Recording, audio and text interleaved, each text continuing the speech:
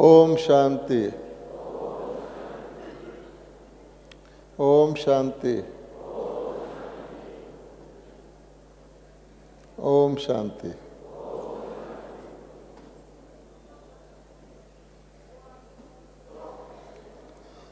बाबा के हर टर्न के बाद अगले दिन हमारे आदरणीय रमेश भाई जी जो मुरली चलती थी उसके गुह्य रहस्य स्पष्ट करते थे और एक प्रकार से सारी मुरली रिवाइज हो जाती थी। रमेश भाई जी के बाद उनका सेवा मुझे मिली है अकाउंट्स डिपार्टमेंट की, और उसके साथ साथ ये भी मुझे रमेश भाई जी के वर्षे के तौर पे मिला है कि जो भी मुरली पिछले दिन बाबा की चलती है उसका विश्लेषण और रिवीजन जो भी भाई बहन उसमें इंटरेस्टेड होते हैं वो आकर के इसमें शामिल होते हैं। तो कल का दृश्य और कल का अनुभव आप सब ने किया ही है। प्यारे बाबा ने इस ड्रामा को इतना परफेक्ट बनाया हुआ है कि आपने देखा कि जो मुरली चली टेप के द्वारा वो भी पंजाब और राजस्थान के लिए जो पहले मुरली चली हुई थी वही चलाई गई। और अब सब पंजाब वाले भी बैठे हैं, राजस्थान वाले भी बैठे हैं। उस मुरली को जब कल दोबारा सुना सब ने तो उससे क्या लगा, एक तो ये लगा कि हूबहू हमारे लिए ही चल रही है। यहाँ तक कि मुरली पिछली चल रही है और हाथ अब सामने बैठे हुए उठा रहे हैं, उनको ऐसा फील हो रहा था। दूसरी बात कि भक्ति मार्ग में हम अपने अपने शास्त्रों को एक बार नहीं, दो बार नहीं, जन्म जन्मांतर पढ़ते आए हैं। तो भी लोग कहते हैं कि गीता को जितनी बार पढ़ो नई लगती है। और ये तो बाबा की मुरली राजस्थान और पंजाब के लिए चली हुई दोबारा ही रिपीट हुई है, तो क्या आपको नई लगी या कोई लगा कि पहले भी कभी सुनी है? तीसरी बात, उसमें बाबा ने जो होमवर्क दिया हुआ है वो अब यानी कल अगर हम देखें तो हमने किया। उसमें बाबा ने जो होमवर्क दिया हुआ है कि अपने अपने एरिया के वो बच्चे निकालो जिनको बाबा से वर्षा लेना है और उसकी लिस्ट बनाओ और कम से कम उनको वर्षा तो दिलवाओ। अच्छा, फिर बाबा ने कहा है कि उलैना ना रह जाए, कोई ये ना बाद में कह दे देखो पिता आया, इनको पता था इन्होंने हमें बताया ही नहीं, वंचित कर दिया, रख दिया। इसको जल्दी से जल्दी पूरा करो। तो उस मुरली में जो कहा था, समय का भी पहचान दिया था। अगर हम कल के डेट में रिजल्ट देखें तो क्या हमने वो काम कर लिया है? अपने एरिया के हर सेंटर के एरिया में सबको संदेश दे दिया है, और ना केवल संदेश, सबको कम से कम वर्षा दिलवा दिया है। तो ये सारी बातें सिद्ध करती हैं कि हमने बाबा की मुरली भी सुनी और बाबा से मिलन भी बनाया और बाबा से नज़र से निहाल भी हुए। और एक बोनस और भी मिल गया कि बाबा ने सार में महावाक्य भी सुनाए। बाबा तो 2 शब्द में भी सुना देते हैं, और अगले वर्ष में, आने वाले वर्ष में क्या हमें करना वो भी बता दिया। अब हम शुरू करते हैं। पहले वो मुरली को रिवाइज करेंगे जो हमने वीडियो के द्वारा सुनी। ओरिजिनली ये मुरली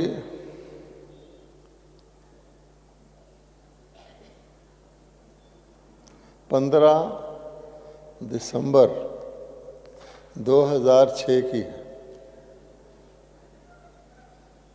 जो समझिए 11 वर्ष के बाद हमने सुनी है। इसका हेडिंग है स्मृति स्वरूप और अनुभवी मूर्त बनकर सेकंड की तीव्र गति से परिवर्तन करके पास विद ऑनर बनो। इसमें आप देखेंगे बाबा ने बहुत सहज बात को एक के साथ एक लिंक करके हमें बताया है। आज बाप दादा चारों ओर के बच्चों में 3 विशेष भाग्य की रेखाएं मस्तक में चमकती हुई देख रहे हैं। सभी के मस्तक भाग्य की रेखाओं से चमक रहे हैं। एक है परमात्म पालना के भाग्य की रेखा, दूसरी है श्रेष्ठ शिक्षक द्वारा शिक्षा के भाग्य की रेखा, और तीसरी है सतगुरु द्वारा श्रीमत के भाग्य की रेखा। वैसे तो भाग्य आपका अथाह है, इन 3 रेखाओं में पूरा नहीं होता, बहुत है।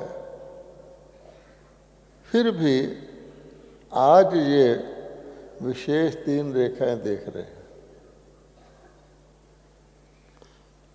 अब बाबा पूछ रहे हैं, आप भी अपने मस्तक में चमकती हुई रेखाएं अनुभव कर रहे हो ना? जो कर रहे हैं ज़रा हाथ उठाइए, बाबा ऊपर से देखेगा। ये स्मृति में है कि हम अपनी रेखाएं देख रहे हैं? ठीक है, ठीक है, अच्छा। अब बाबा कहते हैं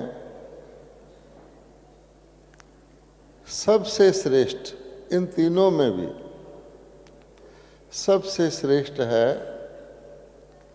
परमात्म प्यार के पालना की रेखा। हम सब की पालना कौन कर रहा है और किस तरीके से कर रहा है? एक तो परमात्म पालना और एक फिर प्यार से पालना, दो प्रकार की पालना होती है ना। एक प्यार वाली पालना, एक ऐसे मजबूरी वाली पालना। अच्छा, जो नालायक बच्चा होता है उसको भी माता पिता रोटी तो दे ही देते हैं कि भाई चलो, तो ये प्यार वाली पालना है। इसलिए बाबा कहते हैं जैसे बाप ऊंचे से ऊंचा है तो परमात्म पालना भी ऊंचे से ऊंची है।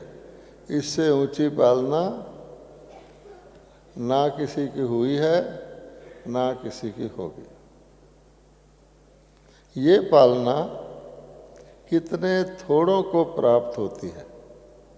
सारे वर्ल्ड में कितने थोड़ों को परमात्मा पालना प्राप्त होती है, लेकिन आप सब इस पालना के पात्र बने हो, अर्थात ले रहे हो, तो कितना बड़ा भाग्य हो गया।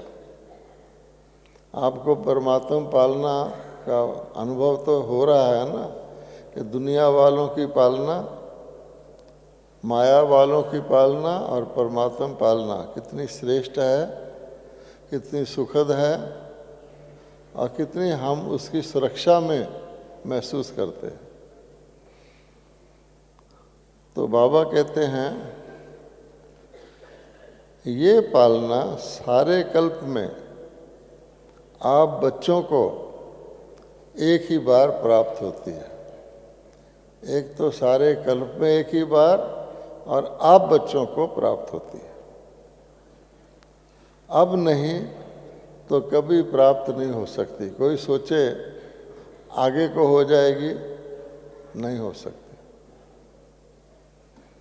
ये परमात्म पालना, परमात्म प्यार, परमात्म प्राप्तियां, तीन चीज़ें, इन तीनों पर अलग से भी मुरली चली हुई है। परमात्म पालना, परमात्म प्यार और परमात्म प्राप्तियां कोटों में कोई आत्मा को ही अनुभव होती है। तो हम सब कौन हो गए? कोटों में कोई। तो कितने भाग्यशाली। आप सभी तो अनुभवी हो ना।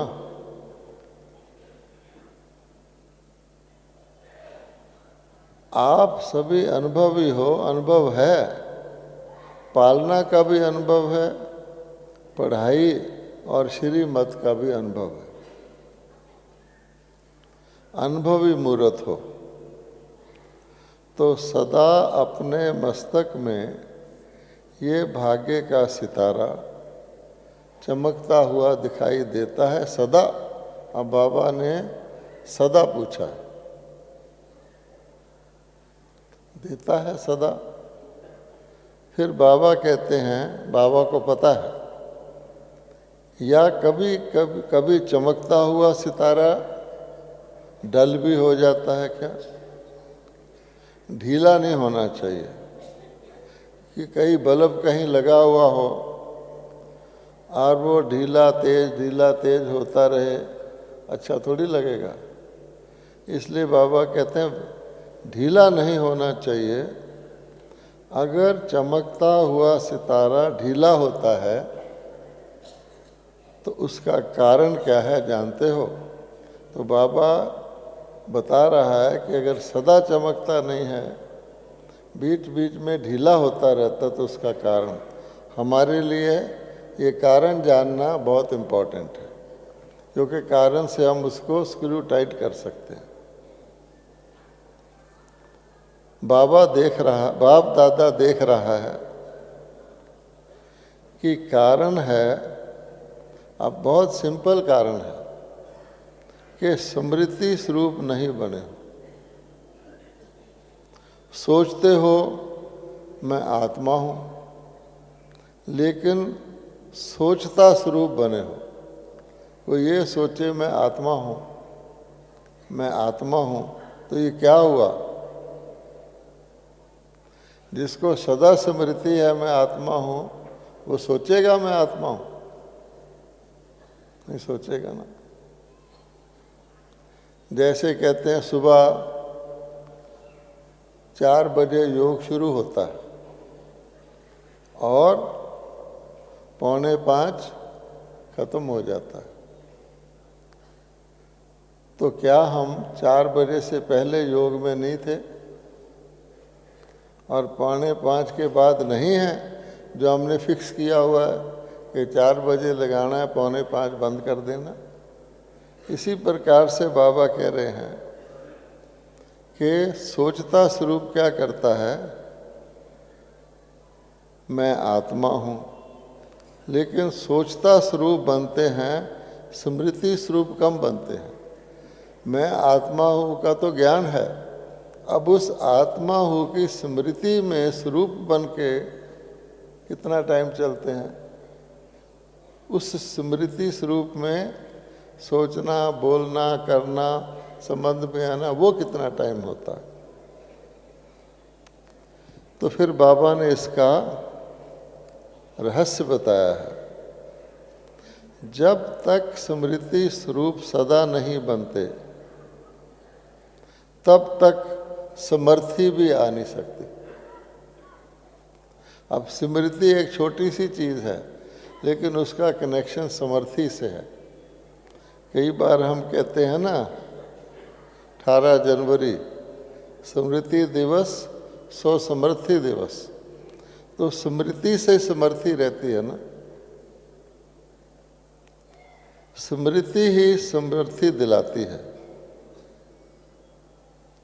स्मृति स्वरूप ही समर्थ स्वरूप है। क्यों? कोई राजा का बेटा है या कोई बहुत किसी बड़े व्यक्ति का, साइंटिस्ट का बेटा है, अब उसको नशा रहता है मैं राजा का बेटा हूँ। किस आधार पर रहता है? स्मृति रहती है मैं राजा का बेटा हूँ। अगर बीच में उसकी स्मृति गायब कर दो, भूल जाए, तो उसकी समर्थी चली जाएगी, वो जो उसको नशा है, जो उसको पावर है, निकल जाएगी। इसलिए स्मृति से ही समृद्धि है। तो ये बहुत इम्पोर्टेंट है, स्मृति का स्विच ऑन, समर्थी की रोशनी, स्मृति का स्विच ऑफ, बॉडी कॉन्शियस साधारण। तो इसलिए भाग्य का सितारा कम चमकता है। अपने आप से पूछो कि ज़्यादा समय सोच स्वरूप बनते हो या स्मृति स्वरूप बनते हो। एक है सोचते रहना, मैं आत्मा हूँ, संगम युग है, ये सोच स्वरूप है, और एक है उस स्वरूप में रहकर जीना। तो स्मृति रहेगी संगम है, स्मृति रहेगी मैं आत्मा हूँ, तभी समर्थी आएगी ना। इसलिए अपने आप से पूछो, सोच स्वरूप बनने से सोचते बहुत अच्छा हो, मैं ये हूँ, मैं ये हूँ, मैं ये हूँ, अर्थात मैं आत्मा हूँ, मैं परमपिता परमात्मा की संतान हूँ, मैं सतयुगी देवता हूँ। ये हो गया सोचना, अच्छा सोच रहे हैं। लेकिन स्मृति स्वरूप ना होने के कारण फिर नतीजा क्या होता है? स्मृति स्वरूप ना होने के कारण अच्छा सोचते हुए भी व्यर्थ संकल्प, साधारण संकल्प मिक्स हो जाते हैं। वास्तव में देखा जाए, अब बाबा कहते हैं आपको ताकत को और स्मृति को स्ट्रॉन्ग करने के लिए कि मिक्स ना हो। वास्तव में देखा जाए तो आपका अनादि स्वरूप सो स्मृति समर्थी स्वरूप है। अनादि स्वरूप में मैं आत्मा हूँ। ये स्मृति कितनी समर्थ देती है कि अनादि काल से मैं हूँ ही आत्मा। आत्मा था, आत्मा हूँ, आत्मा रहूँगा, अनादि। फिर बाबा कहते हैं आदि स्वरूप में भी इस समय के स्मृति स्वरूप की प्रारब्ध होती है। हमारा आदि स्वरूप क्या है? देवी देवता, अनादि स्वरूप है परम धाम का। तो बाबा कहते हैं आदि स्वरूप में भी, यानी देवी देवता में भी वहाँ तो स्मृति नहीं होती, लेकिन इस समय के स्मृति स्वरूप की प्रारब्ध प्राप्त होती है। तो अनादि और आदि स्मृति स्वरूप हैं, और इस समय के अंत में संगम समय पर भी स्मृति स्वरूप बनते हो। इस समय तो हमें तीनों कालों का ज्ञान है, तो आदि, अनादि और अंत तीनों कालों में स्मृति स्वरूप हो, सोचना स्वरूप नहीं हो। पक्का है कि हम परम धाम में थे, हम देवी देवता थे और अब संगम पर हैं, सोचता स्वरूप नहीं हो, पक्का है। इसलिए बाप दादा ने पहले भी कहा था कि वर्तमान समय अनुभवी मूर्त बनना श्रेष्ठ स्टेज है। ज्ञान स्वरूप बनना, सोचता स्वरूप बनना, ये कम स्टेज है। असली स्टेज क्या है कि स्मृति स्वरूप बन के जीना। अर्जुन ने लास्ट में क्या कहा? नष्टो मोहा स्मृति लब्धा। वो अंत में जाके स्मृति स्वरूप ही बनाना, अनुभवी हो गया। सोचते हो आत्मा हूँ, परमात्म प्राप्ति है, लेकिन समझना और अनुभव करना, इसमें बहुत अंतर है। अनुभवी मूर्त कभी भी ना माया से धोखा खा सकता है। अब अर्जुन ने कह दिया नष्टो मोहा स्मृति लब्धा, दोबारा कभी मोह में आएगा वो? नहीं, स्वरूप बन गया। अच्छा, इसके दो फायदे हैं, ना तो माया से धोखा खा सकता है, और दूसरा फायदा बड़ा इम्पोर्टेंट है। वो क्या है? ना दुख की अनुभूति कर सकता है। अब सोचो, इस दुख की दुनिया में अनुभवी स्वरूप दुख की अनुभूति भी नहीं करेगा, वो कैसे? दादी जानकी जी कहती हैं मुझे चेस्ट में दर्द होता है, लेकिन मुझे दुख नहीं होता। आप सोचिए, दर्द तो हो रहा है शरीर को कर्मों के हिसाब से, लेकिन दर्द का दुख नहीं होता। ये कैसे हो गया? अनुभवी मूर्त है। बाबा कहता है तुम्हें रोग हो, तकलीफ हो, शरीर को भोगने दो, मेरे पास सूक्ष्म वतन में आ जाओ, मेरे साथ बातचीत करो, खेलो। हम भी समझते हैं, पर उन अनुभव रूप है, अनुभूति रूप है, वो कहते हैं कि मेरे दर्द होता है पर मुझे दर्द का दुख नहीं होता। बताओ, तो ये अनुभव रूप का फायदा हुआ। ये जो बीच बीच में माया का खेल देखते हो या खेल खेलते भी हो, उसका कारण है अनुभवी मूर्त की कमी।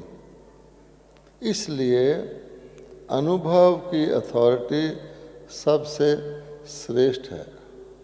कहा जाता है ना, जहाँ न पहुँचे कवि, क्योंकि कवि अपनी कविता में आपको चांद दिखा देगा, सितारे दिखा देगा, लेकिन जहाँ न पहुँचे कवि, पहले इसके तीन अर्थ हैं। जहाँ न पहुँचे रवि, वहाँ पहुँचे कवि, और जहाँ न पहुँचे कवि, वहाँ पहुँचे अनुभवी। तो बाप दादा ने देखा है कि कई बच्चे सोचते हैं, लेकिन स्वरूप की अनुभूति कम है। अच्छा, अब इसका तीसरा हिस्सा है। आज की दुनिया में मेजॉरिटी आत्माएं, जो पब्लिक है, देखने और सुनने से थक गए। बहुत देख लिया, बहुत सुन लिया, लेकिन अनुभव द्वारा प्राप्ति करना चाहते हैं कि हमें अनुभव करो। तो अनुभव कराना ये अनुभवी ही करा सकता है, और अनुभवी आत्मा सदा आगे बढ़ती रहेगी, उड़ती रहेगी, क्योंकि अनुभवी आत्मा में उमंग उत्साह सदा इमर्ज रूप में रहता है। कईयों को दिलवाना पड़ता है उमंग उत्साह, लेकिन उसमें नेचुरल रहता है। तो चेक करो, हर पॉइंट के अनुभवी मूर्त बने हैं। जो हम कहते हैं उसके अनुभवी मूर्त हैं कि मैं आत्मा परम धाम की निवासी हूँ, मुक्ति धाम की निवासी हूँ, वहाँ शांति ही शांति है, संकल्प भी नहीं उठता। ये तो हो गया वर्णन। लेकिन उस स्थिति में रहकर अनुभव करके पक्का बार बार करके अनुभव भी बन जाएंगे, फिर किसी को कहेंगे कि आत्मा शांति धाम के निवासी है, वहाँ संकल्प नहीं उठता। पहले तो खुद उस जगह पहुंचकर अनुभव करें कि मेरा संकल्प उठता है कि नहीं उठता। जो सोचता स्वरूप होगा वो परम धाम को याद करते हुए उसका संकल्प उठता रहेगा, अब मुझे इसके बाद सतयुग में जाना है। तो बाबा कहता है ये नहीं, जिस समय जो स्थिति उसको ही करना है। अगर योग के समय ज्ञान की बातें सोचो, ज्ञान के समय योग की बातें सोचो, बातें तो अच्छी हैं, लेकिन वो अनुभवी मूर्त नहीं है जो बाबा ने आगे बताया। तो इसलिए चेक करो कि हर पॉइंट के अनुभवी मूर्त हैं। अनुभव की अथॉरिटी आपके हर कर्म से दिखाई देती है। जो अथॉरिटी वाला होता है उसकी अथॉरिटी तो दिखाई देगी नहीं हर कर्म से। हर बोल, हर संकल्प अनुभव की अथॉरिटी से है या सिर्फ समझने के आधार पर है। एक है समझना, दूसरा है अनुभव करना। एक आपको कोई कहे लड्डू बहुत मीठा होता है, बहुत उसका बढ़िया रंग होता है, बहुत ताकतवर होता है, यह है समझना। आप इमेजिन कर लो लड्डू, एक है उसको खाना, तो फर्क हो गया ना। हर सब्जेक्ट में ज्ञान की हर पॉइंट वर्णन करना, वह तो बाहर के स्पीकर भी बहुत अच्छी स्पीच कर लेते हैं, लेकिन हर पॉइंट का अनुभवी स्वरूप बनना, यह है ज्ञानी तू आत्मा। ज्ञानी मैंने ज्ञान नहीं, ज्ञानी मैंने ज्ञान का अनुभव। योग लगाने वाले बहुत हैं, अब आगे सुनिए। योग में बैठने वाले बहुत हैं, लेकिन योग का अनुभव क्या है? अर्थात शक्ति स्वरूप बनना, ये कितने हैं? फिर बाबा कहता है शक्ति स्वरूप की परख क्या है? आपने देखना हो कि हम योग लगाते हैं, उसमें से हमें कितनी शक्ति आई है। तो बाबा बता रहे हैं शक्ति स्वरूप बनना, शक्ति स्वरूप की परख ये है कि जिस समय जिस शक्ति की आवश्यकता है उस समय उस शक्ति का आवाहन करके निर्विघ्न बन जाए। शक्ति किस लिए बुलाई जाती है? कि जो भी आगे विघ्न है वो खत्म हो जाए। तो इसलिए बाबा कह रहे हैं योग की शक्ति का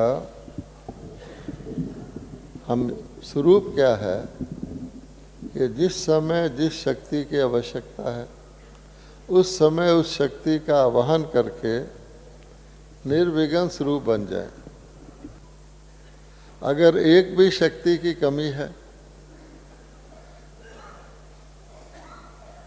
वर्णन है लेकिन स्वरूप नहीं है, तो भी समय पर धोखा खा सकते हैं। चाहिए सहन शक्ति और आप यूज कर रहे हो सामना करने की शक्ति, तो योग युक्त अनुभवी स्वरूप नहीं कहेंगे। अथॉरिटी नहीं रहे ना। चार ही सब्जेक्ट में स्मृति स्वरूप व अनुभवी स्वरूप की निशानी क्या होगी? अब वो तो बहुत बड़ी डिटेल्ड निशानी है।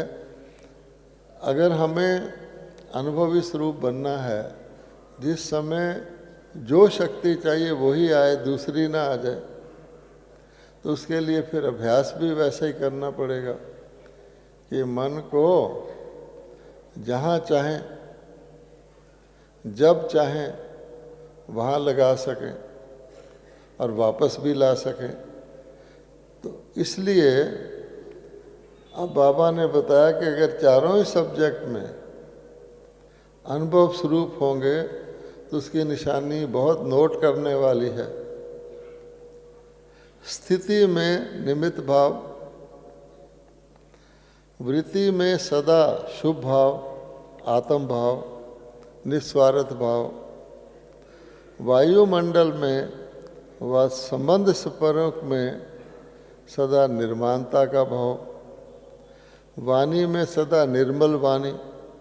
वाणी भी ऐसी बोली जा सकती है जिसमें घृणा हो या किसमें अभिमान हो या स्वार्थ हो, निर्मल।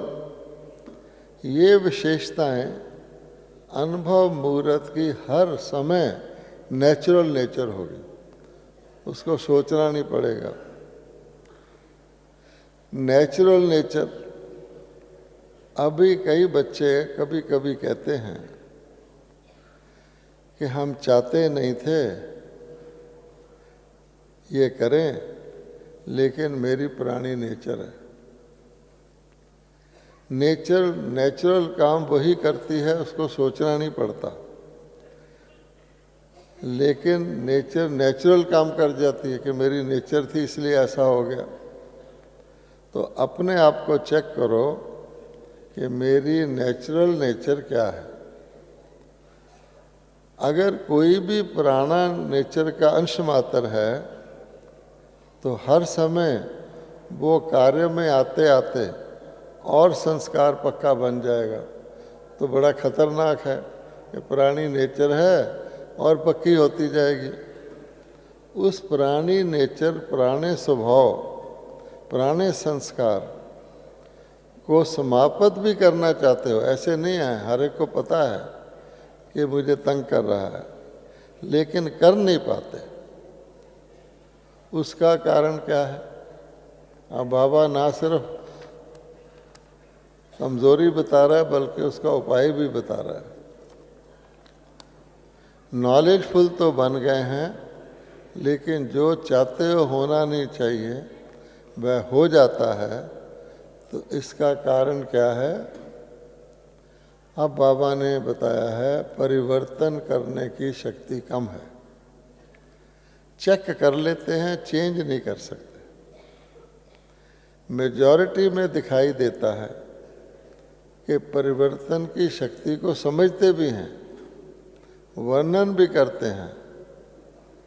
अगर सभी को परिवर्तन शक्ति की टॉपिक पर लिखने के लिए कहें या भाषण करने के लिए कहें तो बाप दादा समझते हैं सभी बहुत होशियार हैं, बहुत अच्छा भाषण भी कर सकते हैं, लिख भी सकते हैं, और दूसरा कोई आता है उसको समझाते भी बहुत अच्छा है। कोई हर्ज नहीं, परिवर्तन कर लो। लेकिन स्वयं में परिवर्तन करने की शक्ति कहाँ तक है? वर्तमान समय के महत्व को जानते हुए परिवर्तन करने में समय नहीं लगाना चाहिए। सेकंड में परिवर्तन की शक्ति काम में आए, क्योंकि जब समझते हो होना नहीं चाहिए तो समझते हुए भी अगर परिवर्तन नहीं कर पाते हो तो उसका कारण क्या है? सोचते हो लेकिन स्वरूप नहीं बने। सोचना स्वरूप सारे दिन में ज़्यादा बनते हो, और स्मृति जो समर्थ स्वरूप बनाने वाली है वो मेजॉरिटी बच्चों में कम है। अब फिर बाबा समय की बात बता रहे हैं। अब तीव्र गति का समय है, तीव्र पुरुषार्थ का समय है, साधारण पुरुषार्थ का समय नहीं है। सेकंड में परिवर्तन का अर्थ है कि स्मृति स्वरूप द्वारा 1 सेकंड में परिवर्तन का अर्थ देखिए। सेकंड में परिवर्तन का अर्थ यही है, कहते हैं ना सेकंड में जीवन मुक्ति, कि अपनी स्मृति स्वरूप द्वारा 1 सेकंड में निर्विकल्प व्यर्थ संकल्प निवृत्त हो जाए, यानी निर्विकल्प बन जाए, व्यर्थ संकल्प निवृत्त हो जाए। जैसे ट्रैफिक कंट्रोल में बाबा प्रैक्टिस करवाते हैं, क्योंकि समय की समाप्ति समीप लाने के निमित्त हो। ऐसे नहीं समय हमको संपूर्ण बनाए, हम समय को समीप लाएं। इसको कहते हैं विद ऑनर्स। समय तो सबको सतोगुणी बना देगा, चिड़ियाँ तोते भी सतोगुणी बन जाएंगे, उसका हमें क्यों क्रेडिट मिलेगा। समय कलयुग से सतयुग में बदल जाएगा, क्योंकि समय ने किया। हम उसमें पास विद ऑनर हो तो हमें तो समय को समीप लाना है ना। बाबा कहता आप रचेता हो, समय भी आपकी रचना है। और शास्त्रों में लिखा हुआ काल जीत बनना। अगर हम समय को समीप लाएंगे तो सतयुग से लेकर कलयुग के अंत तक अकाल मृत्यु नहीं होता। इसी कारण तो अभी के समय के महत्व प्रमाण जब जानते भी हो कि हर कदम में पदम समाया हुआ है, तो बढ़ाने का तो बुद्धि में रखते हो। हाँ भाई, 1 कदम उठा लिया, पदम कमा लिया। सुबह से शाम तक 3-4 पदम भी कमा लिए तो दुनिया के तो कोई भी नहीं 3-4 पदम कमाता है एक दिन में। लेकिन बाबा कहते हैं लेकिन गंवाने का भी तो बुद्धि में रखो। अगर कदम में पदम बनता भी है तो कदम में पदम गवाते भी तो हो कि नहीं। अगर 1 कदम में पदम नहीं कमाया तो कितने कदम गवा दिए, तो वो भी तो ध्यान रखो। हम कमा सकते थे, नहीं कमाया। तो अभी मिनट की बात भी नहीं है, अभी मिनट की बात भी गई। दूसरों के लिए कहते हो ना 1 मिनट साइलेंस में रहो, लेकिन आप लोगों के लिए तो सेकंड की बात होनी चाहिए। ब्रेक लगाई, लग गई, तो सेकंड में उस साइलेंस की स्थिति में जाने के लिए बाबा कहते हैं 1 सेकंड में परम धाम पहुंच जाओ। कहते हैं ना 1 सेकंड में सूक्ष्म लोक पहुंच जाओ। जैसे हाँ और ना सोचने में कितना टाइम लगता है, 1 सेकंड, करना है या नहीं करना। और जो लोग दुविधा में होते हैं उनको घंटे लग जाते हैं, करूं ना करूं, करूं ना करूं। सेकंड तो परिवर्तन शक्ति इतनी फास्ट चाहिए। समझा ठीक है, नहीं ठीक है। अगर नहीं ठीक है तो बिंदी लगा दो, और ठीक है तो उसको प्रैक्टिकल में ले आओ। अभी बिंदी के महत्व को कार्य में लगाओ, फुल स्टॉप लगाना। 3 बिंदियों को तो जानते ही हो, लेकिन बिंदी को समय पर कार्य में लगाओ। जैसे साइंस वाले सब बात में तीव्र गति कर रहे हैं, वो 1 सेकंड में बटन दबाएंगे तो विनाश शुरू हो जाएगा।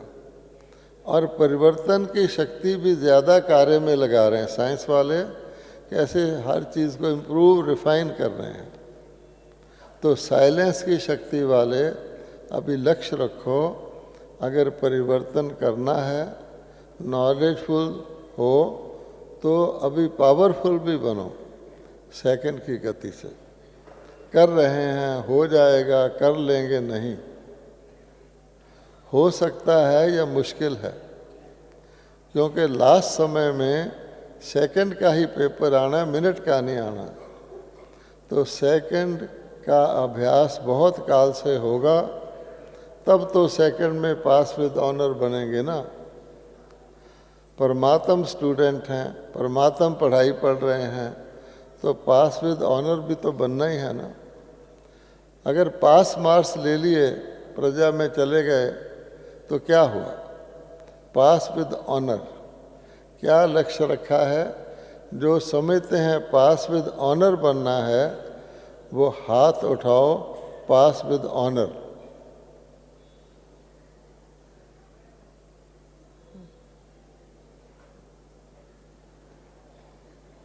बाबा जी ऊपर से देख रहे हैं, जो कह ही रहे हैं हमने नहीं बनना, फिर वो क्या करे, भगवान भी क्या कर सकता।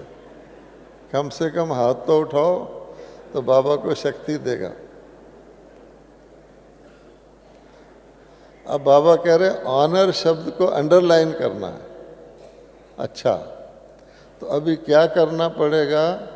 पहले बाबा कहा करते थे मिनट में मोटर, अमेरिका में बनती थी। मिनट में मोटर तो कॉमन है, अभी सेकंड का काम है। हाँ, पंजाब वाले अभी सेकंड का मामला है, इसमें नंबर 1 कौन लेगा? पंजाब। क्या बड़ी बात है। जितना फलक से कहते हो, बहुत अच्छा कहते हो, फलक से कहते हो, बाप दादा भी सुन के बहुत खुश होते हैं, कहते हो क्या बड़ी बात है, बाप दादा साथ है। तो साथ तो अथॉरिटी है, तो क्या नहीं करना, तो क्या करना है? अभी तीव्र बनना पड़ेगा। सेवा तो कर रहे हो, सेवा के बिना तो और करोगे भी क्या? खाली बैठे रहेंगे क्या? सेवा तो ब्राह्मण आत्माओं का धर्म है, कर्म है। लेकिन अभी सेवा के साथ साथ समर्थ स्वरूप जितना सेवा का उमंग उत्साह दिखाया है, तो बाप दादा खुश है और मुबारक भी देता है। ठीक है, तो ये हो गई वो मुरली जो आपने कब सुनी थी? पहले 15 दिसंबर 2006 में, और अब सुनी है 15 दिसंबर 2017 में, 11 साल बाद। तो वो काम बाबा ने दोबारा रिवाइज कराया है। अब सुनिए जो कल बाप दादा ने थोड़े से लेकिन सार युक्त मधुर महावाक्य उच्चारे हैं, जिसमें बहुत आसान है, स्नेह ही स्नेह है, स्नेह ही स्नेह है बस। तो प्रेम में भगवान कहा जाता है। तो सुनिए, ओम शांति। सभी महारथी बच्चे बाबा की लगन में मगन हैं, और सभी बच्चे प्रेम में कितना लीन हैं, क्योंकि बाबा मिलन के समय तो एक ही लगन है और सब बाबा के प्रेम में लीन है। तो बाबा देख रहे हैं ये बाप और बच्चों का मिलन बहुत बहुत अमूल्य है। बाबा को सभी इतना याद करते हैं जैसे मोती माला में समा जाता है। ऐसे सब बच्चे स्नेह के धागे में पिरोए हुए हैं। अब आप इसको नोट करेंगे तो ये इसमें माला का जिक्र आ रहा है, माला के दानों का मेंशन आ रहा है, हीरों की माला की बात बाबा कर रहा है।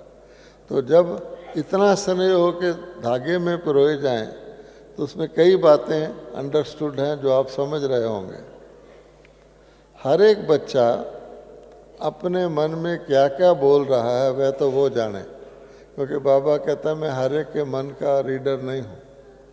लेकिन हम यही जानते हैं कि हर एक बच्चा इस समय ऐसे स्नेह में समाये हुए हैं जैसे मोती हार में समाया हुआ होता है। एक ही चीज़ है बस, स्नेह,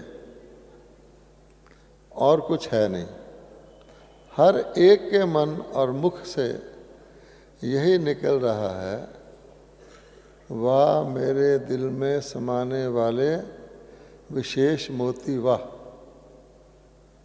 अर्थात इस समय हर एक अपने को वह मोती समझते हैं जो बाबा के हृदय में समाया हुआ है, क्योंकि बाबा मिलन में एक ही लगन रहती है। कैसे चमक रहा है, उसकी चमक ही सभी को चमका रही है। अर्थात महारथी आत्माएं जो बाबा के माला के मोती के रूप में बाबा के दिल में समाये हुए हैं, उस समय तो सभी समाये हुए होते हैं, सभी महारथी हैं, तो उनकी चमक सभी को चमका रही है, एक दूसरे को भी मोती चमकाते हैं। तो बाप दादा यही बच्चों और बाप का मिलन का नज़ारा देख देख कर खुश हो रहे हैं।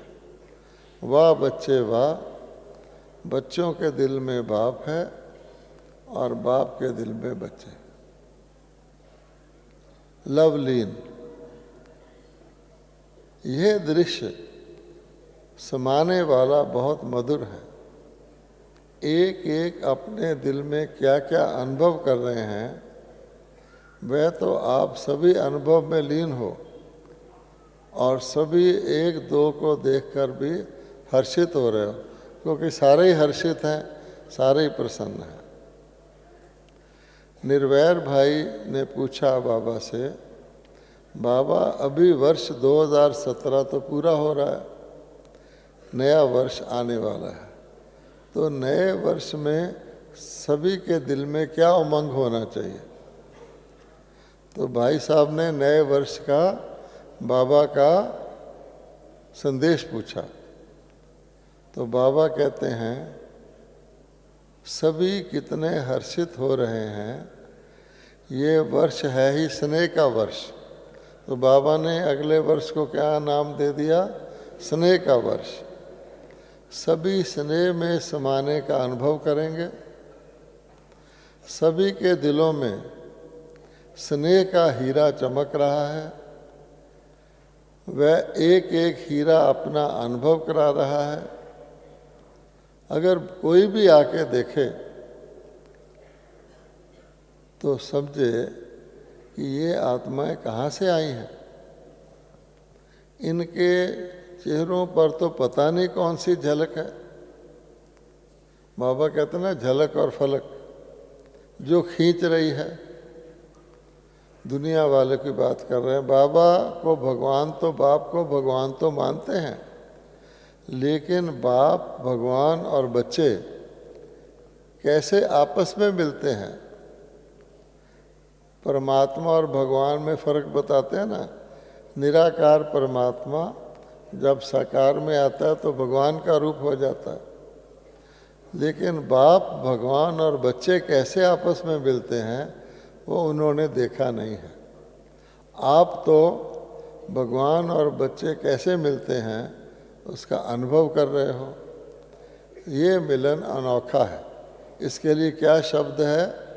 दुनिया में एक अनेक मिलन होंगे, लेकिन ये मिलन अनोखा है। हर एक मन में यही गीत गा रहे हैं, हमने देखा, हमने पाया शिव भोला भगवान। वह कितना मीठा है, क्योंकि उसके गीत की लाइन है, कितना मीठा। तो बाबा कह रहे कितना मीठा का अर्थ क्या होता है? वह कितना मीठा है ये वर्णन करने जैसा ही नहीं है, कोई डिस्क्राइब ही नहीं कर सकता। समाने जैसा है, बस गूंगे की मिठाई की तरह समाने जैसा है। बाप और बच्चे दोनों का मिलन, यही मिलन बहुत मधुर है। हर एक दो को देख करके हर्षित हो रहे हैं।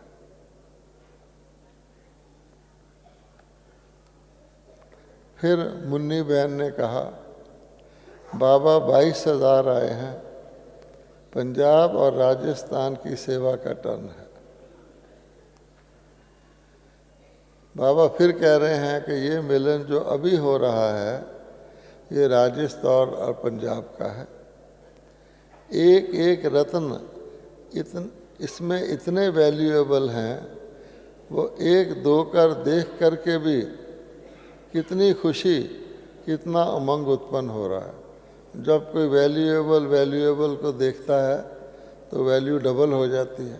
और इतने सारे वैल्यूएबल देखेंगे कि ऐसे क्लब भी होते हैं जिसमें खास लोग जाते हैं, तो वो एक दूसरे को देख के खुश होते हैं, हमारे जैसे हैं।